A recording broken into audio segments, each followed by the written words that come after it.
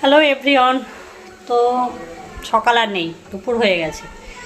তো good afternoon, 12টা বাজতে যাচ্ছে। তো রান্নাবান্না অলমোস্ট হয়ে গেছে, আর একটু হলেই হয়ে যাবে। আর একটা নতুন জিনিস তৈরি করছি, তো ভাবলাম চলো শেয়ার করাই যায়। এটা আমি কোনোদিনও করিনি, তবে মা করতে দেখেছি কিভাবে করতে হয়। তো দেখি কিভাবে পারি। তো নিয়ে নিয়েছি হচ্ছে পেঁপে। তো পেঁপের মোরব্বা, পেঁপে রান্না সবই তো খেয়েছি, বা মোরব্বাও আমি পারি করতে।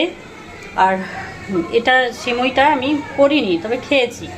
তো কিভাবে কি করছি তোমাদের দেখাই। আর করতে গিয়ে কীরকম অ্যাক্সিডেন্ট, দেখো আমার হাতের চামড়া একদম উঠে গেছে ওই এই ছাকনা, এইগুলো কি বলে, এইটা দিয়ে বেশ অনেকখানি কেটে গেছে। রক্ত বন্ধ হচ্ছিল না, কোলগেট লাগিয়েছি, তো জ্বালা করছে, কিন্তু উপায় তো নাই, যেহেতু কাজটা শুরু করতে গিয়েই প্রথমেই একদম হাত কেটে গেল।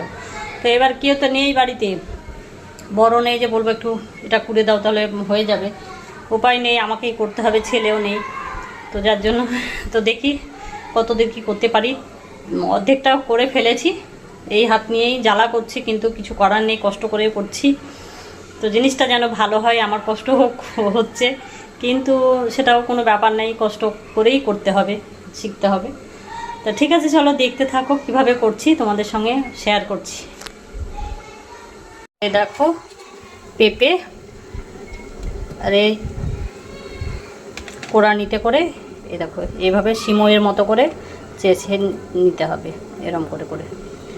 তো এটা দিয়ে সিমই বানাবো, খেতে খুব ভালো লাগে, মিষ্টি মিষ্টি যদিও খাবারটা।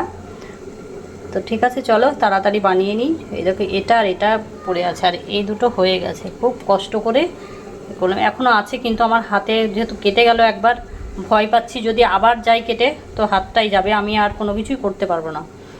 তো ওর জন্যই এটা আছে, এটা করে নিই। আর এটা, এই দুটো পড়ে আছে, যা হবে। পেঁপে এখনও অনেকগুলো আছে, কিন্তু আমার পক্ষে আর সম্ভব নেই। পেঁপে এখনও অনেকগুলো আছে, কোথায় 1 2 3 4 5খানা পেঁপে আছে। তো এর থেকে একটু ছোট সাইজের, কিন্তু আর আমার পক্ষে সম্ভব নয়। হাত যেভাবে কেটে গেল, এবার যদি প্রত্যেকটা আঙুল এভাবে কেটে যায়, তাহলে রান্না তো করতেই পারবো না, তার মধ্যে আবার খেতেও পারবো না, কারণ হাত দিয়ে যেহেতু খাই, মুশকিল হয়ে যাবে। ঠিক আছে, চলো রান্নাবান্না তো হলো, এটা করি, কিভাবে করছি তোমাদের সঙ্গে শেয়ার করব, যদি তোমাদের কারোর কাজে লাগে, যদি কেউ করে খেতে চাও। আবার অনেকে জানো, যারা মোরব্বা বা এইসব জিনিস যারা খাও এইসব বানিয়ে, তারা অবশ্যই জানবে। ঠিক আছে, চলো দেখতে থাকো। দেখতেই পাচ্ছ আমার হয়ে গেছে পুরোটা চাঁচা। তো দেখো এবারে কড়াইয়ে বসিয়ে দিয়েছি। তো পানি দেবো না, শুধু যেটা সিমাইটা ধুয়ে কিন্তু কড়াই দিয়েছি, কোনো পানি ব্যবহার করিনি। তারপরে কিন্তু সাথে সাথে গ্যাসটা ধরিয়ে দিয়ে চিনিও দিয়ে দিয়েছি, আর দিয়েছি তেজপাতা, আর দেবো হচ্ছে একটা এলাচ থেতো করে। গোটা এরকম না ফেলে থেতো করে দিলে সেন্ট হবে, ওর জন্যই একটা থেতো করে ফেলে দেবে।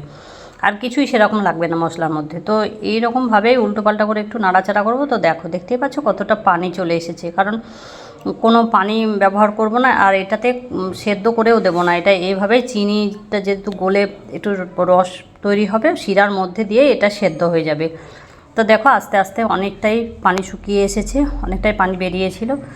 তো কত তাড়াতাড়ি এটা হয়ে গেল, এটা হতে বেশিক্ষণ লাগে না। তো রান্নাটা কেমন লাগলো অবশ্যই জানাবে, আর খুব খেতে কিন্তু ভালো হয়েছিল। তোমরা অবশ্যই বানিয়ে খেয়ে দেখবে, আর আমাকে কমেন্টে জানাবে কেমন হয়েছিল। তো রান্নাটা যদি ভালো লাগে অবশ্যই লাইক করে দিও, কমেন্ট করে দিও, শেয়ার করে দিও। আর যারা ইউটিউব থেকে দেখছো তারা আমার চ্যানেলটাকে সাবস্ক্রাইব করে দিও। চ্যানেলের নাম তো অবশ্যই জানো, খুনসুটি, আর আমার ফেসবুক পেজের নামও খুনসুটি। তো ঠিক আছে, টাটা, বাই।